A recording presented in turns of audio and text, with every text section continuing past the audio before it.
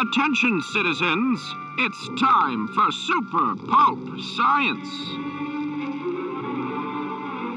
This is Super Pulp Science, where we talk about how genre gets made. I am currently in a condominium in Ottawa, downtown on Bank Street, somewhere on Bank Street. There are all the details to let us know that a 47-year-old surfer bro lives in this apartment, and it's quite well appointed. But I'm here with my long-suffering co-host on this romantic evening in Ottawa, recently returned from Iceland. I went to Iceland. None other than Justin Curry, who brings up every 10 minutes that he was recently in Iceland. As a joke. What time was it in Iceland, Justin? It is 2:21 in the morning in Iceland now. If we were in Iceland, that's what time it would be in the morning. Justin, we are midway. We've never done this before. A mid-show recap. It is Saturday night of a 3-day convention. The Ottawa Comiccon started Tuesday at 2 o'clock. We did our Friday at 2 o'clock. We've finished Friday. We finished Saturday. We're recording the podcast. We have not done Sunday yet.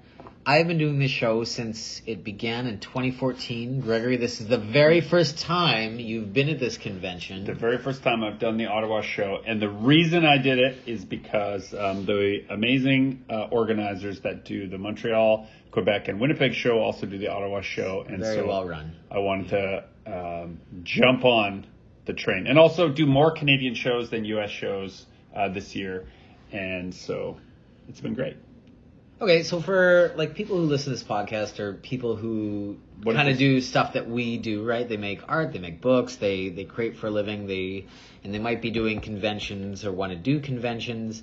How would you rank this show with other comparables in Canada? You made the comparison that it's a lot like the Edmonton show. I compared it to Edmonton. So far, comparing it to Edmonton, I would say, as Claire C. Marshall would have pointed out on one of her excellent post-show blogs, this is a reading city. They like their books. Yeah, I've a lot of novels, like a lot of Automatic Age and Backbone of Night, which are like full-length stories, more words than pictures. A surprising number of those out the door, people really interested in trying new books by Canadian authors that they are not aware of. Comics doing fine also, but that stands out as my prose books outselling my comics. Because they take up the least amount of your table as well. When you look at your table, you kind of have to look for the prose. Yeah. What about your weird, no English words, no sensible words? Oh, the Thistle Grimoire. That one's doing pretty well too, yeah. Yeah, but I am looking forward to bringing that one to Old Quebec, where the Quebec show... October 9th, 10th? Something like that, 8th, 9th. Coming up soon. At that show, I was completely surprised by how many of my products which are Lovecraft adjacent, like a little bit eldritch horror, a little bit weird, a little bit esoteric, just were completely embraced in that city. So pretty happy to bring them to that. So this one a little bit less than that, but surprised in other ways. And yeah, we've talked about it on the podcast before, but I had this conversation a couple times today about people asking, are you going to have this print by the end of the day? Are you going to have this print by the end of the weekend? Do you have lots of this? Do you have lots of that? To which I reply, it's been doing this full time since 2014. I've been doing conventions since 2008. And every convention is different. Every year is different. It's frustrating trying to pack your inventory for every convention because you have no idea what everybody is going to be kind of after that year. Every city is different and every year is different. You don't know how much you need to bring of everything, and it's always changing. So we just kind of do our best and usually make a couple, it's usually make a couple mistakes along the way. This show, I'm trying to think if there was anything that really stood out. My original Dozy Diners, especially selling quickly in Ottawa.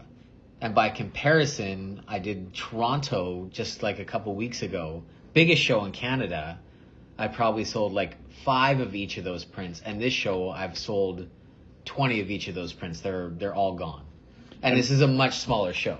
And content-wise, those are these delightful landscape formatted illustrations of giant robots that have been either reclaimed by nature or reclaimed by city developers after some cataclysm or war and been turned into restaurants and coffee shops and it's dormant war mechs that are powering restaurants and coffee shops and ice cream shops and there's so many little details in them, but also your display by virtue of the longer table setups that we got a wider format. You are displaying that wide format stuff. They're they are more on display. Yeah, they're definitely the focus of that layout.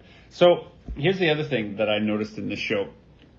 I put out a little on display of everything in the catalog because I've never been here before. So you don't know what the crowd is kind of after. Once you kind of have an idea, this is a show that enjoys video game stuff. This is a show that enjoys books. This is a show that enjoys the more like abstract. You gear it that way, but you kind of just everything. I put out everything, and then after the first 3 hours, I had a gauge of kind of what people are interested in, and then I reorganized the front-facing display to depict what people were responding to. Every day, do you reorganize your display a little bit? A little bit, yeah.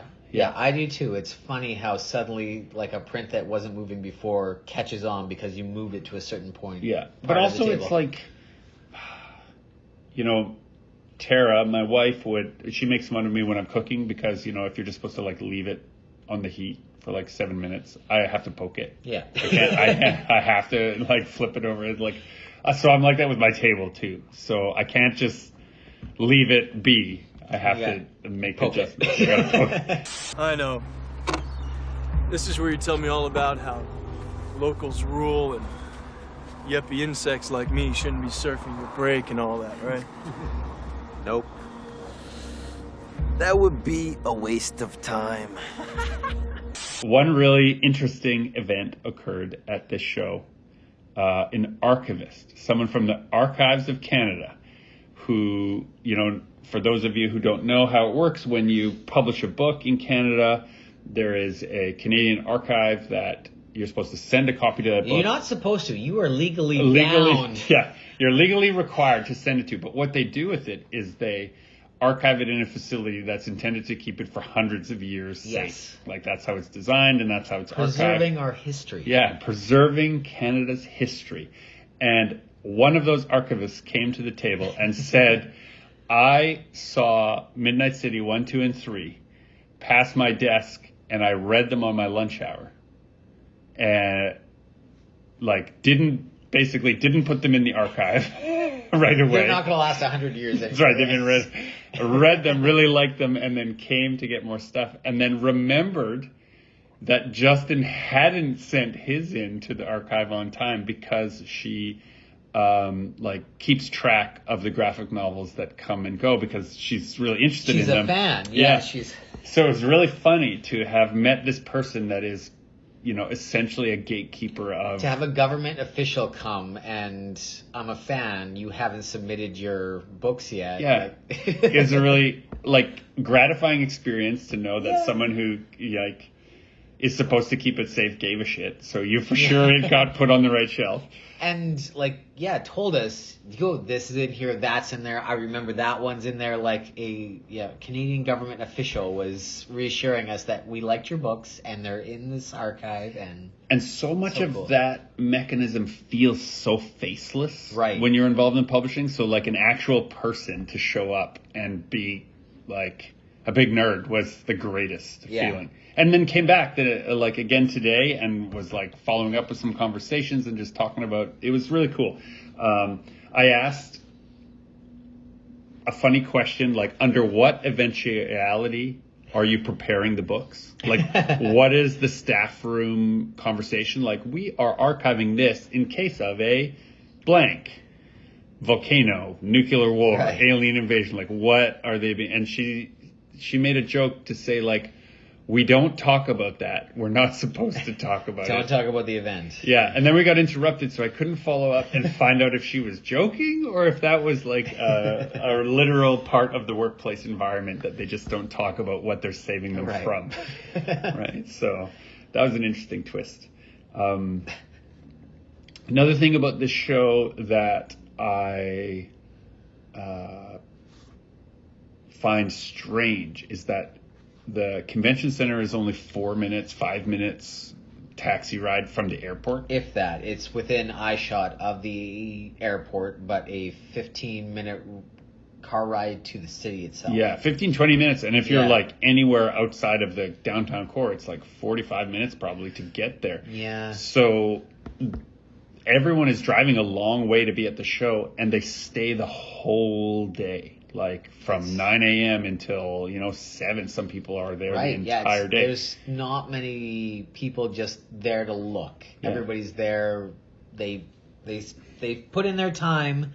They paid their monies. They're gonna get something out of it. So it's a bit of a different behavior of attendees than some of the shows we do. Yeah, and there's programming after too. So you'd think that a show that's long, that's far away would close and let everyone sort of go home. But then, people seem to line up and be keen to like stay for like nerd themed game shows and stuff after. It's interesting to see how that all forms together. Yeah.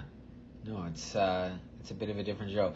I feel like finally this year, Greg and I are staying at an Airbnb in like downtown Ottawa, which is really beautiful. Lots of awesome restaurants and like a very active street. I feel like I'm actually seeing Ottawa this year because usually I stay at the one hotel by the airport right beside the convention center, which is convenient, but you really don't get to experience the city at all. And yeah, it makes a big difference actually being able to go into the city itself and experience some of it and not just work the convention and then stay at the hotel in the middle of a field by the airport.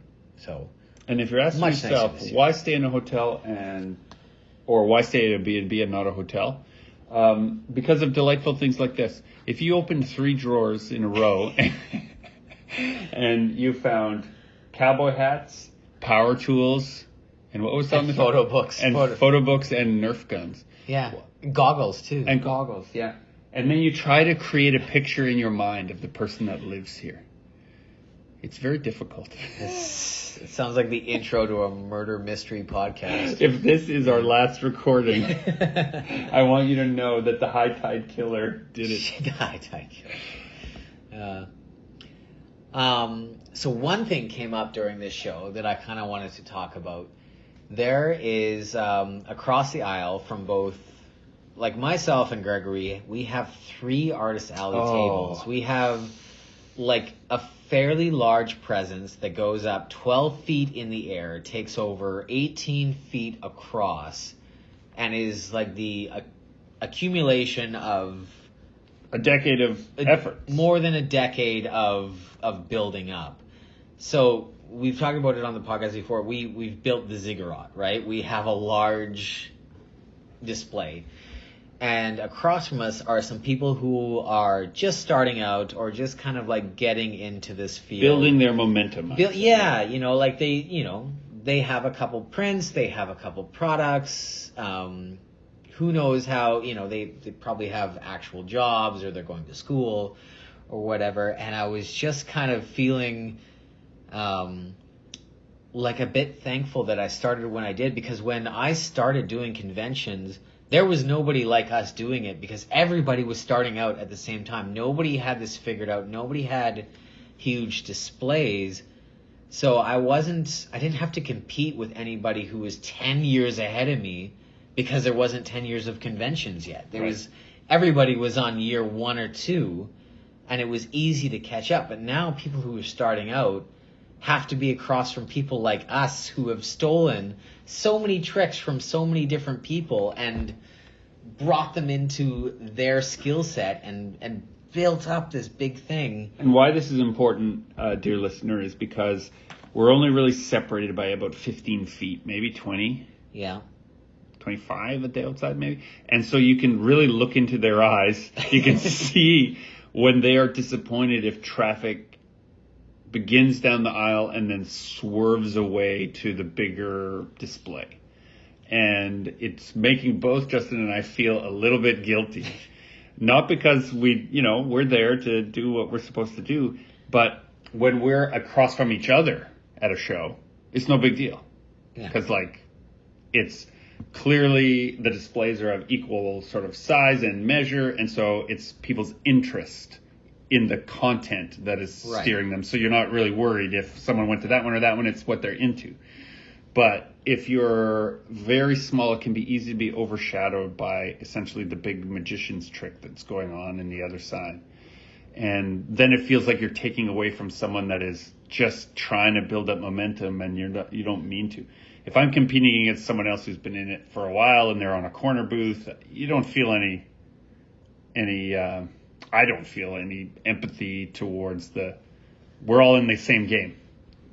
Right. But when you're scooping from some student who's probably taking time off work to do the show, I feel bad about it. Well, yeah, it felt like when we were starting out in the early days of 2008, 2009, conventions were a new thing. We were all taking time away from our jobs to try out this hobby thing that was Comic-Cons and making art and selling prints. And then it became something that could be a full-time job, and we have poured our time and efforts into it. So when somebody new comes along, it just feels like the mileage is just much more drastically stretched than it was when we started. And so, dear listener, the corollary here, the thing you can take away is that the person who makes the show floor map is also a human being. And in this case, we know them pretty well. Yeah. If they had received, or if they were in the future to receive emails that said, I'm only a single table, I'm just starting out, can you please place me with other people that are similar to me? They'll know. Patience, hotshot. Patience. It'll be subtle if it's here at all. There'll be a group within the group. These guys are a real tight unit. You'll see them, you'll know it. We've talked to some people before who think that if they're too close to a big deal, like if they're right beside the cyanide and happiness booth, or like the Todd guys, McFarlane. Todd McFarlane, that people will chasing artworks. Yeah. But people will once they've made a big purchase from like a big booth, they will kind of get out of that area. They felt like they've spent money in that area and they want to... You're talking about the superstition of the skip over effect. Yeah. I just bought something from this booth. I'm not going to look too carefully at the booth right beside it. Yeah. I want to get some movement in before I make another purchase. And there's this there is like a body language when you're disengaging from a booth with a goodbye and whatever. You started going and you don't want to immediately stop again. Yeah. I don't really believe in the skip over myth.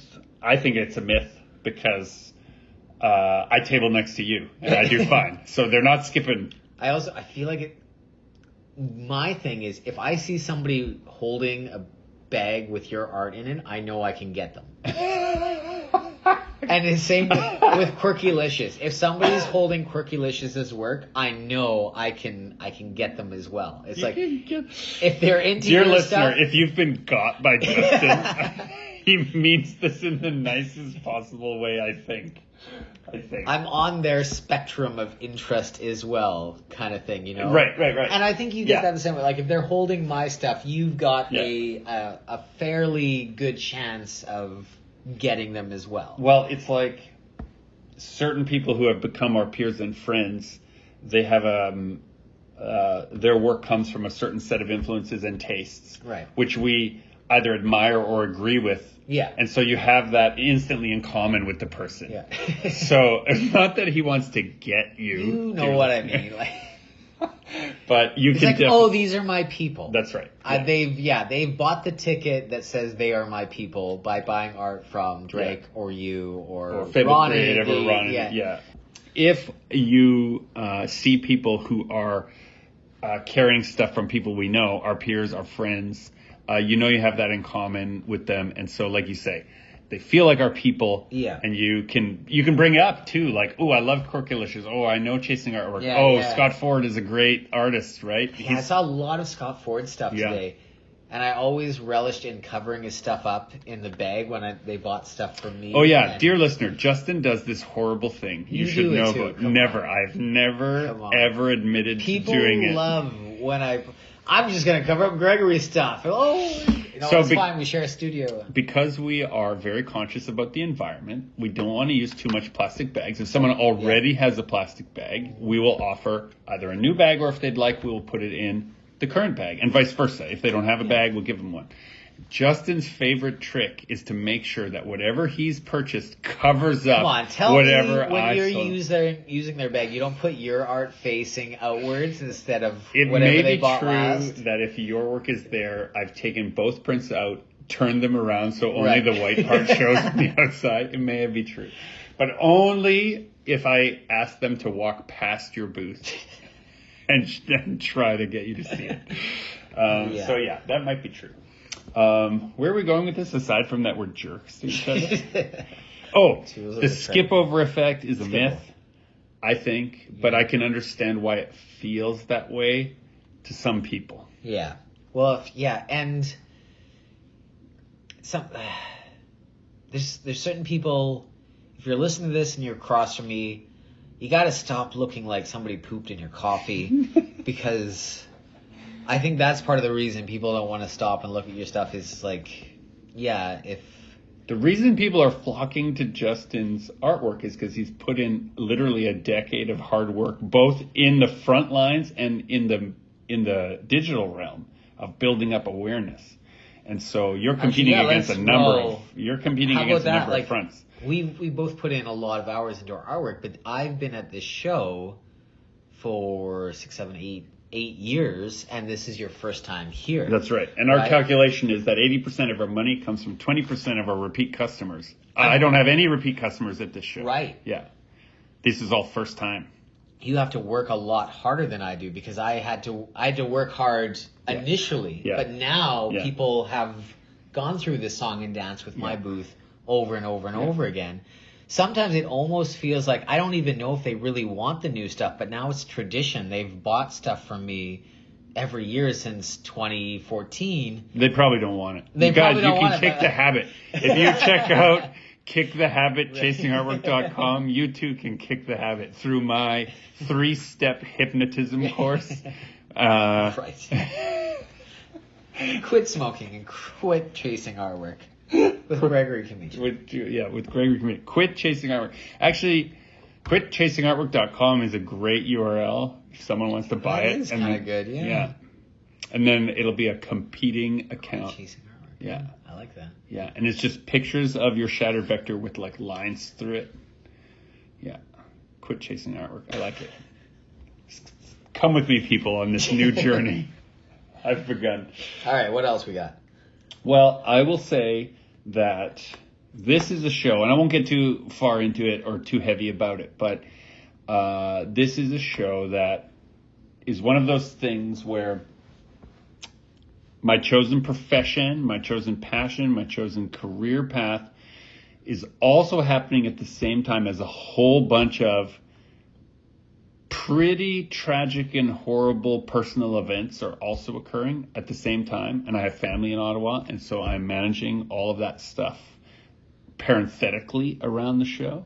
And so maybe this is a good way to say I've been really practicing my compartmentalization over the course of this. It's like unpack the emotions of this thing I have to do outside the show and pack them all up into a tiny box and put them on a shelf in my heart and just try to be a good ambassador for the Ottawa show. So my fear is that because I'm essentially holding back a bunch of complicated emotions at any given moment during the show, I'm worried that I seem insincere when I'm trying to be excited about something. Because I do have to force it a little bit at the show because there's a lot going on outside of the show thing. And so that's my next year. I'll find out whether people come back. That 80-20 rule, right? It'll really be next year where I find out whether they felt like I phoned it in or whether I really made the connection I'm trying to make. I don't know. I think,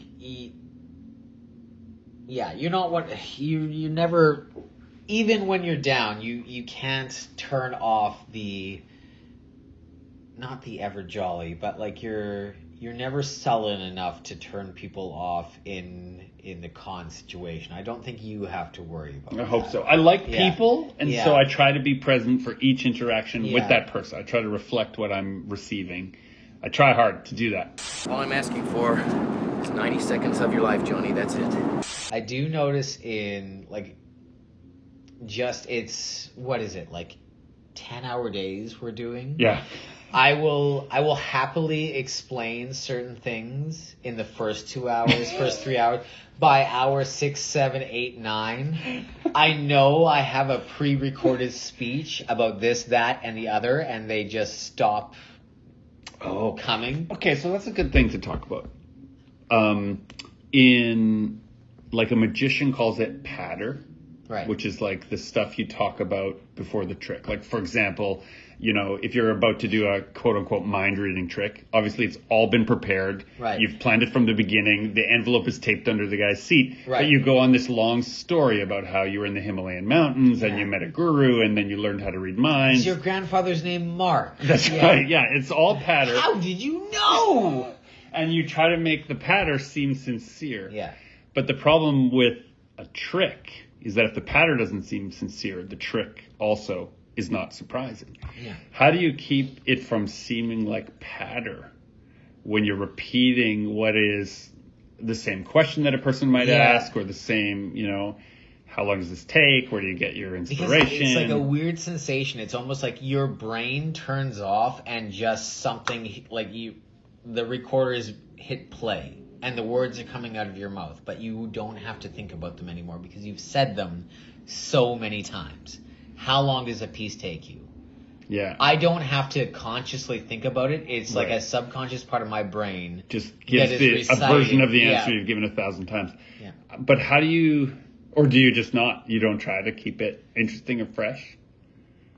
I say the same thing pretty much every time. If it's the early same question in the morning, though, then yes, I will actually think about it. I will give a bit of a different answer. There'll be a bit more pitter-patter. But after 100 interactions with 100 different groups of humans, it's tricky. Yeah, circuits are a bit frayed, you know? Yeah.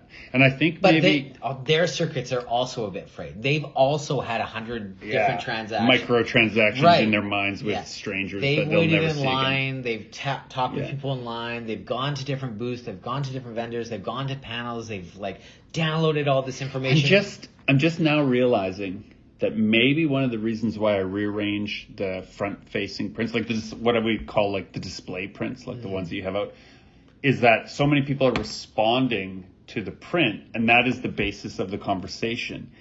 I'm wondering if unconsciously one of the reasons I swap it is to protect myself from having the same conversation over and over. You don't want to keep... Yeah. If I change the Dracula for the Carmilla, for the Frankenstein, for the War of the Worlds, then I'm having 4 different conversations every 15 minutes instead of the same one about it. I wonder. Do you sometimes... If there's a really popular print and you're getting low on it, you'll kind of hide it away. You'll take it off the front of the display and put it a bit over here or in the book, just so it'll last a bit longer. No. No? Okay. But I do have one in this show in particular. Oh man, this sounds like, I don't mean to gripe, but it's like... every single person who sees it and understands it, gets the joke of it, says the joke out loud. So you don't have that print out front anymore. It is out front, but it gets a lot of attention, and I really, I'm proud of it. As a piece, I'm very proud of it. I think it does a good job, but because it does its work, I used to define art to my students as art is the ability to put an idea in someone's mind without their permission, right? And I don't mean in like subliminal advertising. I mean like to force them to confront an idea. Like good art forces people to confront an idea that they didn't know they were going to have until they looked at it. And so in a way, every time a person repeats that idea, I know it's working. It's a culmination of the effort of design. But I'm not surprised by it anymore. So it's like, yeah, I get it. Yeah, right. No, I know. Yeah, of course that's, and I'm trying to be genuine about it, but that's when I feel false, is when they're like, oh my gosh, and they're just having that reaction for the very first time, but didn't realize it's the 1,000th time I've seen it in the last 30 hours. You're that comedian telling that joke for the 100th time, so you don't crack a smile or laugh, but everybody I wonder. finds Maybe it that's hilarious, right? Like, you have no reaction because it is not new to you. Yeah, it's funny. I'd never thought about that, but like a comedian, you watch the special once, maybe twice, and you laugh along with everybody else. But they've done that special 1,000 times on the road. They need to have that, like, not reaction, right? Yeah. If they laughed along with it, it wouldn't... Ruins it. Right. Yeah. That's how you know Pete Holmes is practicing new material, because he laughs. God, yeah. I love Pete Holmes, but his podcast is hard to listen to because he laughs... Because he's coming up with new material and he's laughing at it. Yeah, like he sounds like a very fun guy to hang out with. But yeah, he laughs at everything, so his podcast is not as funny as his actual stand-up and skits. But. I had a student, an animation student, asked me about my favorite part of the creative process, like what part do I like doing the most, which was a kind of a fresh take on the, like, where do you get your ideas, not like where do you get your ideas or what inspires you, but like when you're working, what's the part of work you like the most. So I found that to be interesting. Oh, that's a different question. Yeah. And I realized today that lately my favorite part of the work is getting it wrong. Is the work that leads up to the finished product. Like once I've tried a composition 5 or 10 times and I zero in on what I think is going to work, then once I know what that idea is, like if I've drawn it in my sketchbook 10 or 15 times trying to get it, now I'm just carrying out the plan. Right. That's not as exciting to me as all the times I thought it was close. Like, oh, I think I've got it. And then I try. No, it doesn't work. Oh, I think I got it. No, it doesn't work. Color. Do you mean like in your head you think you've got, okay, that's it? Yeah. But then when you actually do the art, you find the better solution. I was wrong, my thought of what it was supposed to be, and through the trial and error, you actually hit a way better solution. That's right. That's my favorite part right now. It's like that idea that they say sometimes about design. First idea, worst idea.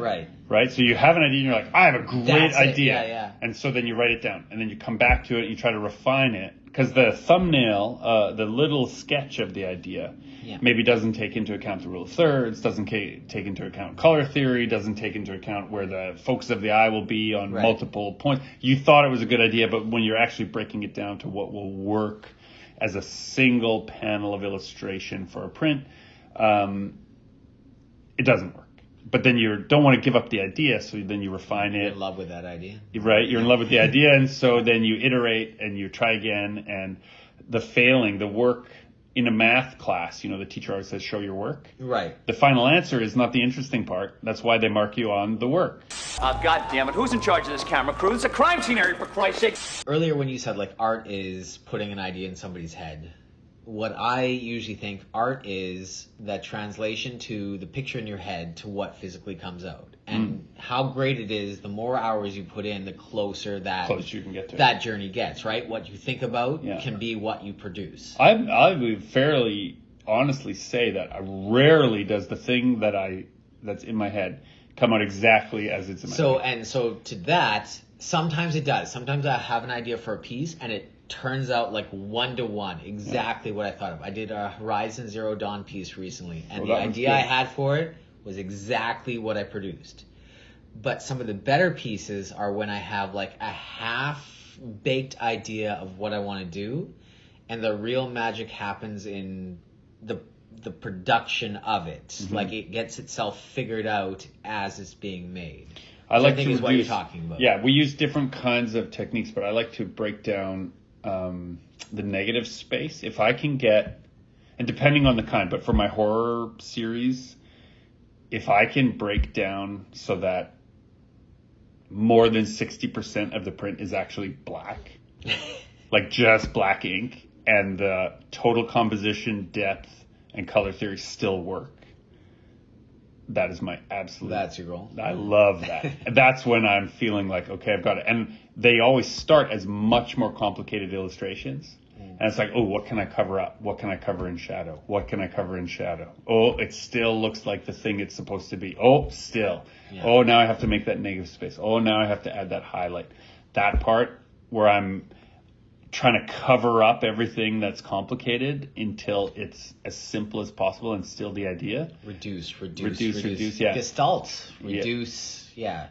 What is Gestalt's main principle? If you don't need it, get rid of it, something like that, yeah. Yeah, it's to... Remove. Yeah, it's the idea under... It's, in a way, it's like existence precedes essence, right? The idea is already solid, it's already formed. Yeah. And now you have to get at the essence of the thing. You got to chip away the granite until you get the statue underneath. Oh, that's good. Yeah. Something like that. Something like that. Yeah.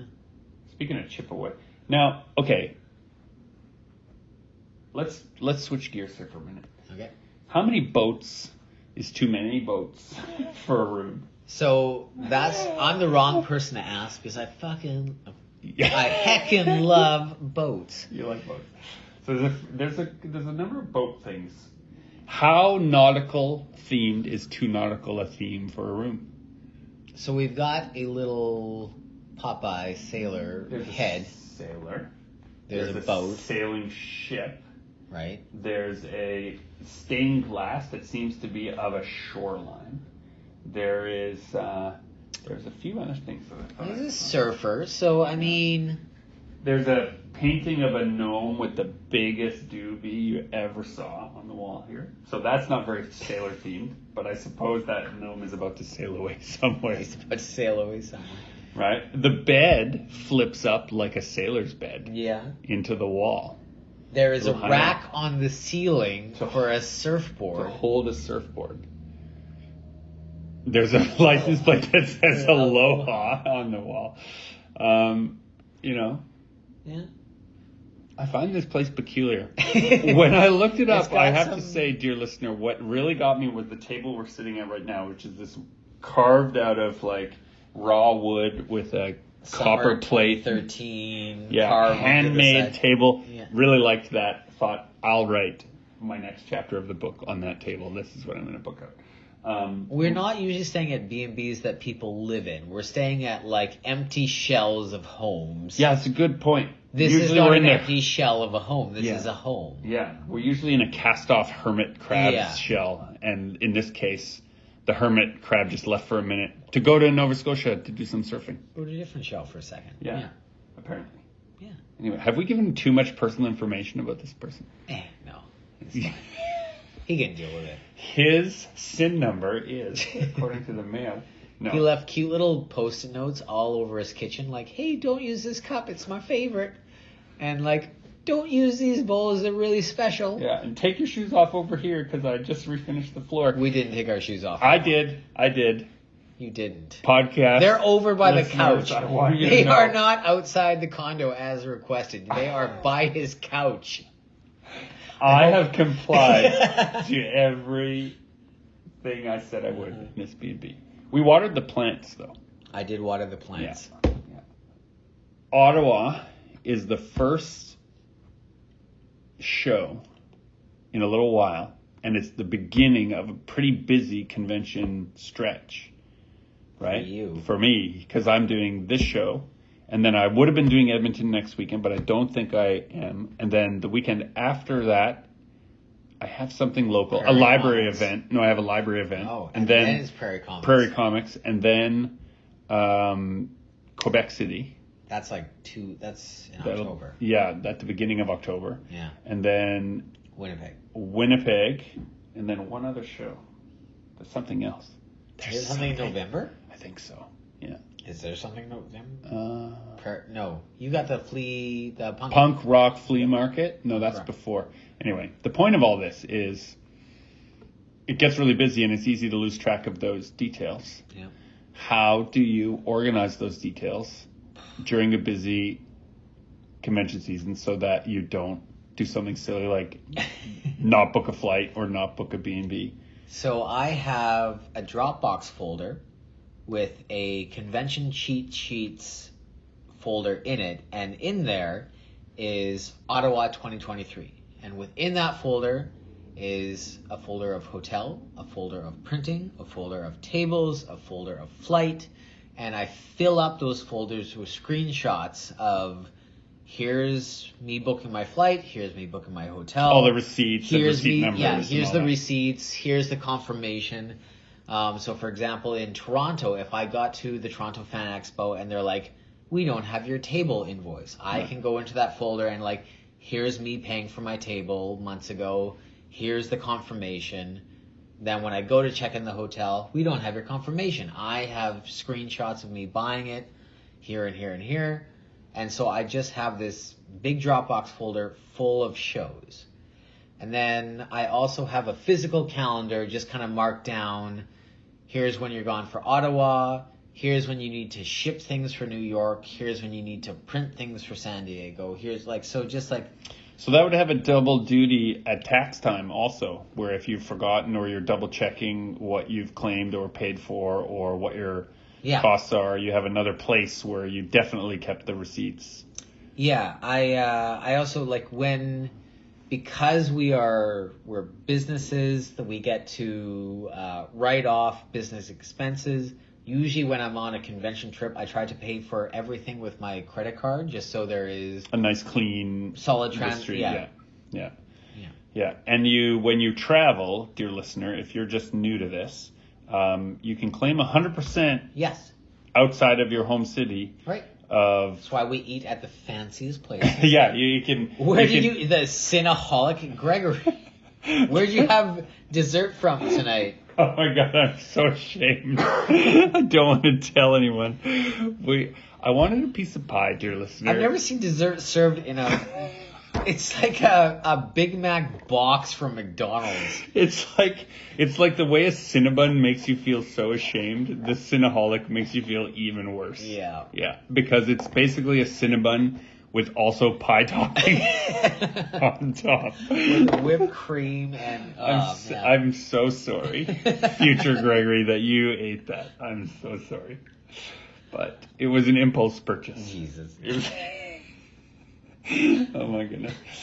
Also, there are no good horror movies playing in Ottawa at this time. Right. Yeah. We did try to see a scary movie tonight at a local theater. There's nothing good out except for the Taylor Swift concert experience, which the thumbnail was the Winnie the Pooh horror movie. Yeah, some joker at the Cineplex put in the Winnie the Pooh movie but titled it the Taylor Swift concert experience. Like the monster movie of Winnie the Pooh. Yeah, that's because right. Their Blood copyright lapsed.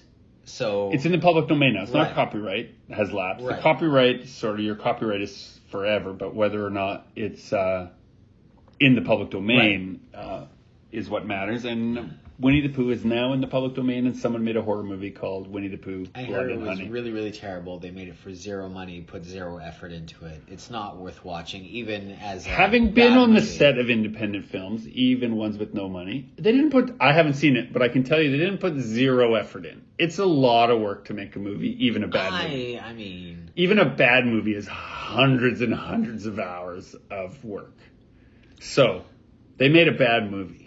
But I haven't seen it. I've heard, even for people who really like bad movies try, this was a bad movie that didn't try, apparently. This is like the direct to VHS of direct to VHSs. Something like that. Oh. Yeah.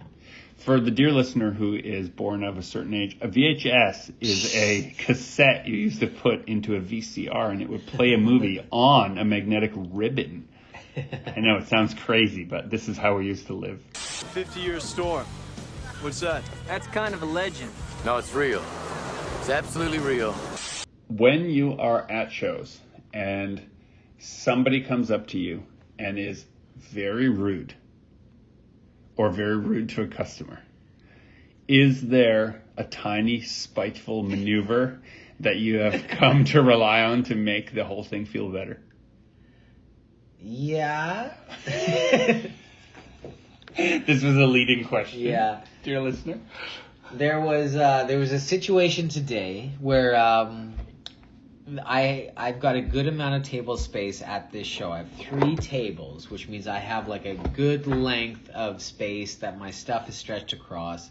And as a result, quite a few people can kind of look at I have portfolios and I have thumbnail sheets and I have like menus out, so like people can kind of check everything out at once.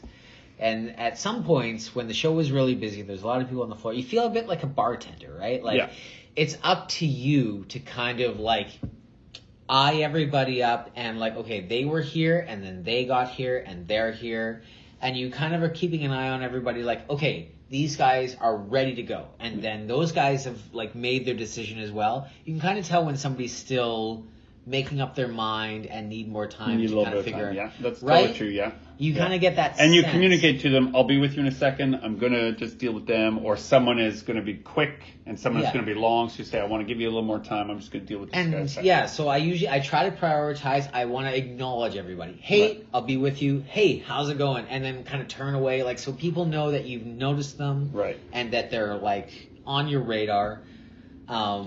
And then also, if people are like, oh, I'm going to get this one and this one, and we're still thinking, then I'll go, okay, I'm going to help this guy over here, and then I'll come back to you. And, you know, that's a good trick as well. Like, they know that they've got half their order together, and you're going to come back to it. Yeah, it's like but diffusing the bomb of people being disappointed in you. Yeah. Right? Like, they cared enough to stop and pay attention to your artwork, and now you don't want them to be disappointed in the version of you that they see. So you try to manage it. But every so often, there's that Every guy. So often. It's always a guy. He's always a guy, and I feel like he spends a lot of times at clubs, so he knows how to get a drink quicker than the rest of the people, you know? So he kind of like elbows his way in and goes, hey. Like snaps his fingers sometimes. Yeah. I'll get one of these. And there's nothing sweeter than telling him it's sold out and turning away immediately. Whether it is or not. I don't think I was actually sold out of that piece. I'm pretty sure I had one hidden away, but like... You weren't going that extra mile for the jerk. It was like 6 hours in, and there was a lot of polite people waiting their turn. That's right. And I don't need that guy's business. Yeah. So just be nice to people, dear listener. Do you have you experienced that situation like that? Do you have a story that goes along? So I really I don't do it if the show is like super busy.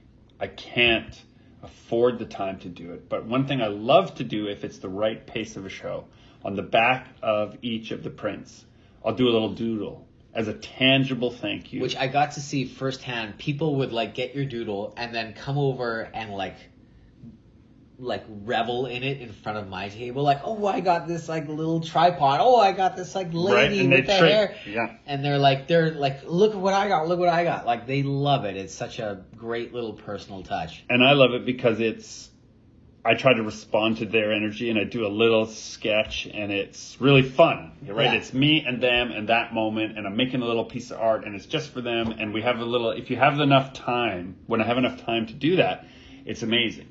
But sometimes if the show ebbs and flows, I can't offer it. Right.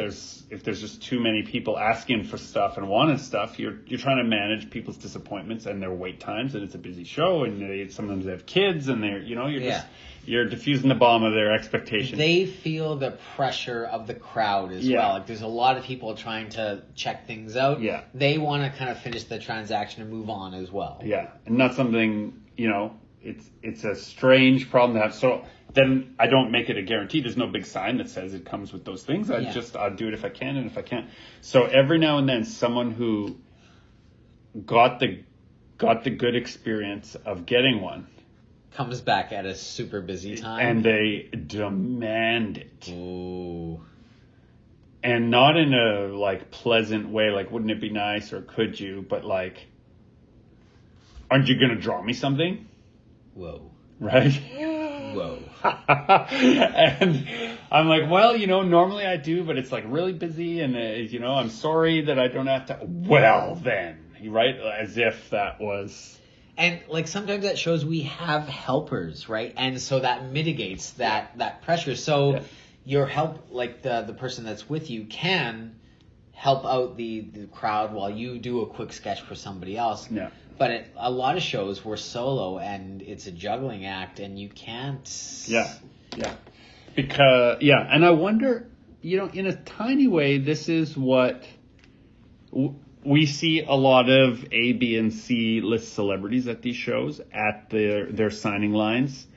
And they have different ways of dealing with individuals. And sometimes they have very strict guidelines as to what kind of interactions they have. And I wonder if that is a result of those, like once they had no boundaries and people took advantage and now they have to have strict boundaries. Right? So maybe it's a little taste of that. Like like you can only get 2 things signed. Yeah, because some guy brought up 300 things to get signed, but said he was immediately going to sell on eBay, and there was nothing saying he couldn't do that. Yeah. So exactly, flippers. I hear that a lot from comics writers who are signing books. That flippers will come. They've bought a hot issue. They bought 50 copies of it, and they've brought it to be signed for free. And so a lot of people mitigate that by saying any signature made out to an individual, like this is like for Tom, is free. Yeah. And if it's just signed with no dedication, then they charge for it. Yeah. I have few things signed, but every once in a while they'll need the name to go on it, and it's because of that. Yeah.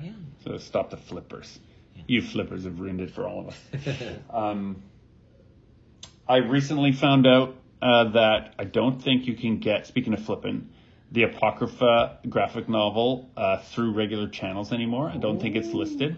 And I noticed that many of the online booksellers have it for 2, 3, or 5 times its cover price. So if you're one of the people who bought an Apocrypha book off me and you're looking to make some quick money, then maybe that's the way that you can help yourself. I'm going to try and get some more copies at a reasonable price so you can skip the flippers. But we'll see what happens with that. I don't like speculation in the comic book game, but it is... it's pretty normal. It's a part of it. Yeah, it's just a part of it. Have you ever seen your work flipped online for a higher price? Yeah. I do limited edition foils, and after like some of the New York and San Diego Comic-Cons, if you go on eBay, you'll see some signed limited edition chasing artwork prints for more money than is reasonable to you. I mean, yeah. Well, that's kind of cool. It is kind of cool. It's nice to be wanted. I've also had my stuff stolen and posted on Facebook Marketplace by thieves. But then the police tracked those people down. There was a sting operation. Yeah. Oh my God. What if that thief is listening right now and now knows? Well, he's a fan, clearly. He framed my art. I have it. You received it back as evidence from the police? He got a bunch of my stolen artwork. He framed some of it. The police went to his place and took all my art back, including the art he framed, and gave it to me. So now I have framed artwork by a thief. If only he'd signed it, then you could flip it. Episode 79. That is made up number, but we definitely did an episode all about it. We don't number our podcast anymore, so yeah. Well, dear listener, we are coming up on the end of anything reasonable, rational, or interesting that we have to say. However, bedtime. We made a long list of side adventures, side quests, and misadventures, which maybe we'll record for the next episode. I still have to do my postmortem on Fan Expo. I guess I kind of did in my Iceland trip. I went to Iceland. But when we're all back in the studio, we've got lots to talk about. Dear listener, do you have a friend who's gone on a trip somewhere and they come back and they bring up that trip every few hours. I made that joke. I And have now that it's- friend. I have that friend. I used to have someone who had just recently come back from France telling me about France all the time and croissants. Now I have someone talking to me about Iceland all the time. And both of them work in my freaking studio. So, this has been Super Pulp Science, where we talk about Iceland and how comics get made. This is GMB Kamishik encouraging you to join the fight and make comics.